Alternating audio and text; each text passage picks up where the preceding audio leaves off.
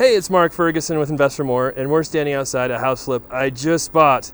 And as you can tell, this is a very unique property.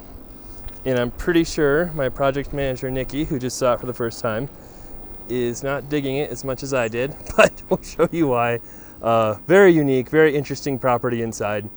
And it's gonna pose quite a few challenges for us as well on the layout and what was done to it over the years. But we've always said it'd be cool to buy a church, and now we bought an old church that's kind of been converted to a house, almost. It's not quite there yet. So we'll show you inside what it looks like, what we paid for it, figure out if it's a mistake or not, but I don't think it's ever a mistake to buy cool properties. And then, of course, check out investormore.com for much more information on our flips, rentals, being an agent, all that great stuff. Got a free book on there that goes over how I got started in real estate.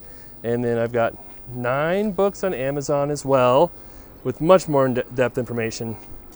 Build a Rental Property Empire, my best-selling book, almost has 1,000 reviews on Amazon now. So I think we sold about 100,000 copies of that when you combine the ebook, Kindle, audiobook, and all of that. All right, so here's the property as we walk in. And as you can see, it's a bit strange, and it gets stranger. So this would be your living room right here. And in your living room, they have this little closet with a furnace and, of course, a toilet. Who doesn't want a toilet in their furnace closet? Now, I believe, yes, there's a little tiny sink right here. So that's one strange part of it. My microphone cord is getting stuck on the door handle. And then here you have what right now is your only bedroom. And it's not very big. It's probably 7 feet wide by 13 feet long. But on some good notes, which I was pointing out to Nikki, it has some newer windows, so that's pretty good. But I believe when it was a church, it was just all wide open. None of these walls were here. I don't think any of them are supporting, except for maybe this one that runs across here, but I really don't think so. I think it's all just wide open with no supporting walls. And then we come into this room right here, and this is your kitchen, maybe, or at least that's what the wholesaler told me. I bought this from a wholesaler, and that would be your kitchen. There's another door to the back, and then we have another sort of bathroom here. So, as you can see, there's some challenges that go with this property, but there's also some good things as well that we haven't shown you. There used to be a sink here too, right there. This is all wide open before, like I said, and there's more to it than this as well that we'll show you.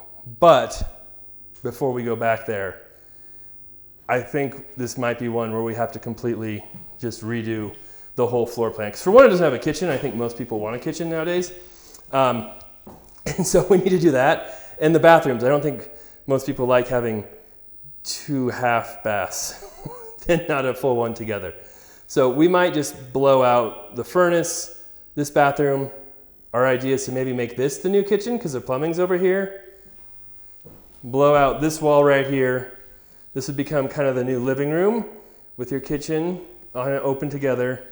And then possibly,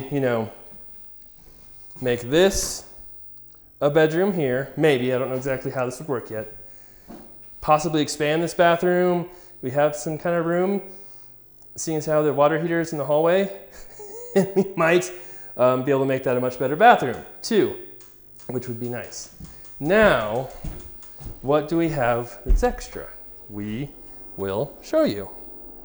All right, so first off, you do have some nice carport type garage things.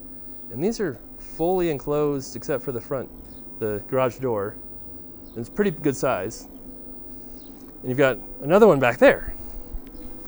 It's also pretty decent sized. It's got a big yard. So there's a few positives. Now, I guess I haven't mentioned yet, we paid $155,000 for this, which might have been too much. We'll find out as it goes, as the rehab goes. I think that's your propane tank right there, very old school propane tank. Big old tree. I always miss the giant trees when you cut down. And then back here, it keeps going. And you've got a sweet old trailer attached to your property too. You can see the old taillight right there. So lots of outside storage. There you go. Now, the extra part of the house we'll go see. So we paid $155 for it. The ARV is really going to be dependent. The ARV is the after repaired value on what we can do as far as the configuration, bedrooms, baths, things like that. But it's almost, impossible to find a nice property, a nice house for under $250,000. Almost impossible. So I think that'd be the minimum for the ARV, and it could go up from there if we could somehow manage to get 3 bedrooms in this place, which might be possible. So this was part of the church. You can see the ceiling matches the ceiling in the other part of it. And they put in this wall and added this weird tiny garage shed thing, which in no way could you ever add a car because it's only like 12 feet long, maybe a tiny car. So I don't know why they would ever do this, but they did. So I think we could, raise this floor back up to what it used to be before, and then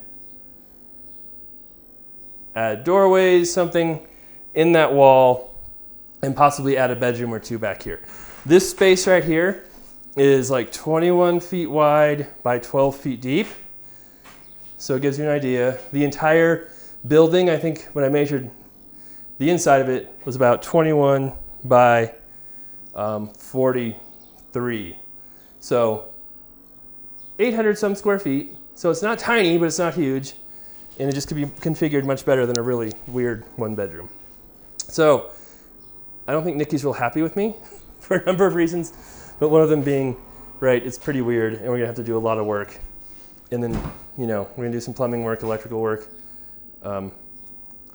some structural work, but it's not really structural because I don't think any of these walls are load bearing. I think this church was built as one big giant span. So kind of figuring all that out and what's gonna cost to do all that is the question now, and what's worth it and what's not worth it. And then of course there's always the option, which I don't like doing, but we could just list it on the MLS as is right now and sell it and probably make some money. Not a ton, but probably make 10, 20, maybe even a little more, $1,000 just by putting it on the market. Just because there's nothing at all. I think this cheap. I think the cheapest property in the entire area is $200,000 right now, and it's literally a teardown. It's just absolutely horrible, smaller than this, worse condition than this. So there's that option too. So let us know what you think of these properties. Always love to hear your opinions. Might have a lot of opinions on this one. And different floor plan ideas are always nice to have too. We can kind of start with a blank slate on this, but again, there is some plumbing on the front of the house, which is nice to, always wonder if there's stuff in here to keep in the same area to save on costs and things like that. But besides that, we can move walls, rooms around quite a bit in there without a ton of work. So love to hear your thoughts on this one. All right, we have another one we bought, actually 3 we bought last week. You saw one of them already last week, the bi-level that had the unfinished basement that I thought was finished. We bought this one last week. And we also bought a country property last week with 2.5 acres, almost 4,000 square feet, a very unique property. But the owners were given a little bit of time to stay there until they moved. So we'll have a video of that soon, but not yet, but be sure to watch out for that one. Of course, we appreciate your comments, likes, shares, all that. New subscribers, love seeing you, and we'll be back with more soon.